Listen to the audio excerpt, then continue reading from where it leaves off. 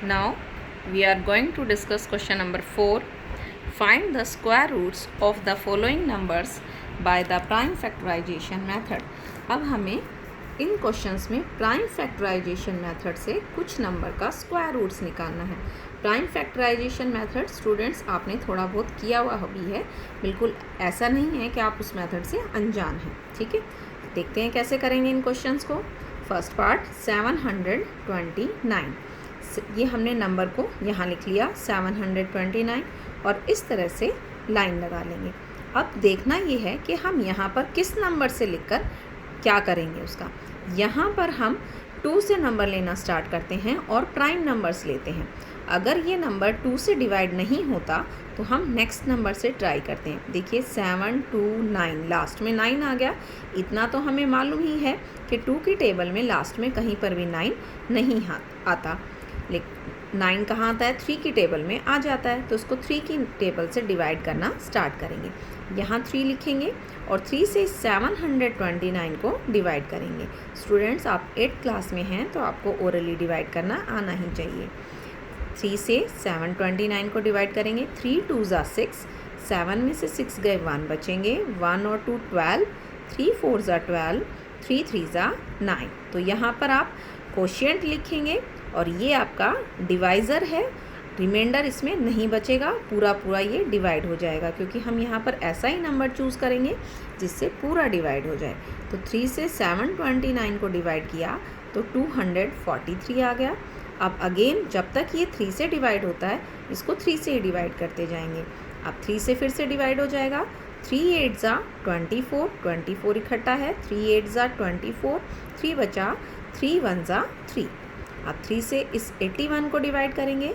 3 2 ज़ा 6, 8 में से 6 जाएंगे तो 2 बचेंगे और 2 और 1 21, 3 7 जा 21, 27 आ गया। 3 की टेबल में 27 9 ज़ा पर आता है, 3 3 ज़ा 9। स्टूडेंट्स इसे हमें 1 तक नहीं ले जाना, हमें प्राइम फैक्टराइजेशन करना है और 1 जो है वो हमारा प्राइम नंबर नहीं होता। 1 को ना तो प्राइम नंबर मानते हैं ना ही कंपोजिट नंबर मानते हैं, ओड नंबर उसे मानते हैं। इसीलिए हमने लास्ट क्वेश्चन में 1 से सेपरेट किया था। लेकिन यहाँ पर डिवाइड करने में हम लास्ट तक डिवाइड नहीं करेंगे, 1 आंसर नहीं लाएंगे, सिर्फ अपने प्राइम नंबर से करेंगे। पहले 2 से स्टार्ट करते हैं, 2 से डिवाइड नहीं होता तो 3 से, और जब तक 3 से डिवाइड हो तो 3 से डिवाइड करना है।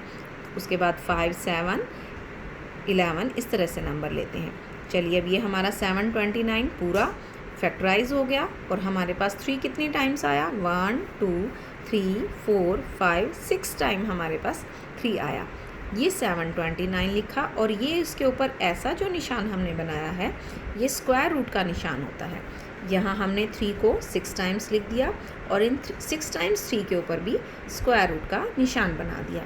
अब इस स्क्वायर रूट से हम किस नंबर को बाहर निकाल सकते हैं या क्या कंडीशन है उसकी। इसमें हमें 2 एक जैसे नंबर्स के पेयर बनाने पड़ते हैं और उन पेयर में से एक नंबर बाहर आ जाता है। जैसे एक ये पेयर हो गया, एक ये पेयर हो गया और एक ये पेयर हो गया। एक नंबर इस पेयर में से आ गया, एक 3 इस पेयर में से और एक 3 इस पेयर में से आ गया। बीच में मल्टीप्लाई के साइन है तो इनको मल्टीप्लाई कर लेंगे। 3 3 ज़ा 9, 9 3 ज़ा 27। इट मीन्स 729 का स्क्वायर रूट हो गया हमारे पास 27। और हम क्या कह सकते हैं कि 27 को 27 से मल्टीप्लाई करेंगे तो हमें 729 मिल जाएगा। और 729 का स्क्वायर रूट कैलकुलेट करेंगे तो वो कितना आएगा, 27 आएगा। इस मेथड को हम प्राइम फैक्टराइजेशन मेथड कहते हैं। Second part 400। अब हमारे पास नंबर है 400। हमने 400 को उसी तरह से लाइन लगा कर लिखा। अब देखिए 4 है और पीछे 0 0 है तो ये नंबर 2 से आराम से डिवाइड हो जाएगा। 2 से इसको डिवाइड किया, 2 2 ज़ा 4 इजीली कर सकते हैं आप, 0 की 0 ऐसे ही आ जाएगी।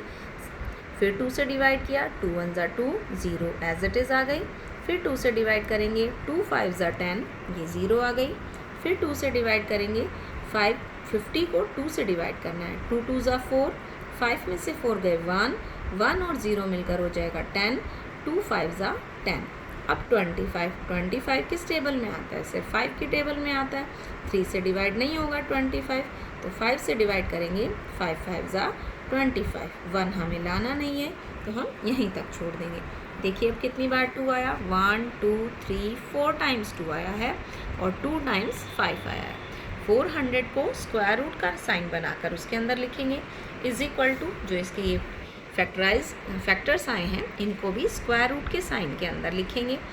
4 टाइम्स 2 है, 2 टाइम 5 है, दो दो के पेयर बनाएंगे। ऐसा नहीं बनाएंगे कि एक नंबर 2 लेंगे और एक नंबर 5, उनका पेयर नहीं होगा। सेम डिजिट्स जो लाइक डिजिट हैं, एक जैसी डिजिट्स हैं, उनके ही पेयर बनेंगे।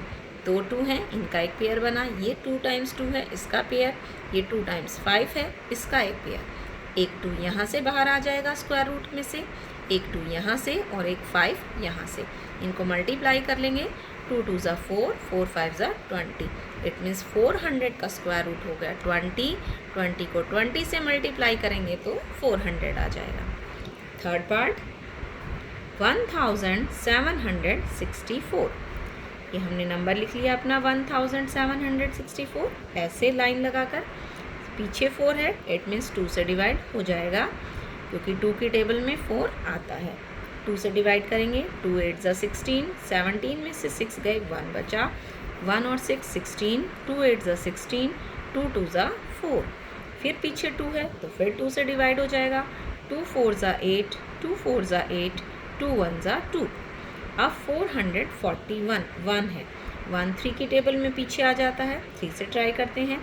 3 1 ज़ा 3, 4 में से 3 गए, 1 बचेंगे, 14 हो जाएगा। 3 4 ज़ा 12 हो गया, 2 बच गया, 14 में से 12 गए, 2 बचेंगे, 2 और 1 21 हो गया, 3 7 जा 21, 147। 3 से 441 को डिवाइड करेंगे तो 147 आ जाएगा। फिर 3 से 147 को डिवाइड करेंगे, 3 4 ज़ा 12, 14 में से 12 गए, 2 बचे, 27, 3 9 ज़ा 27, 49। देखते ही याद आ गया किस कहाँ आएगा, ये 7 की टेबल में आएगा, 5 की टेबल में नहीं आएगा। 7 7 जा 49, तो ये हमारा 7 आ गया। अब देखिए 2 टाइम्स 2 आया, 2 टाइम्स 3 आया और 2 टाइम्स 7 आया। इन सबको 1764 को 1764 को हमने स्क्वायर रूट में लिखा और इसके फैक्टर्स को भी स्क्वायर रूट में लिख लिया।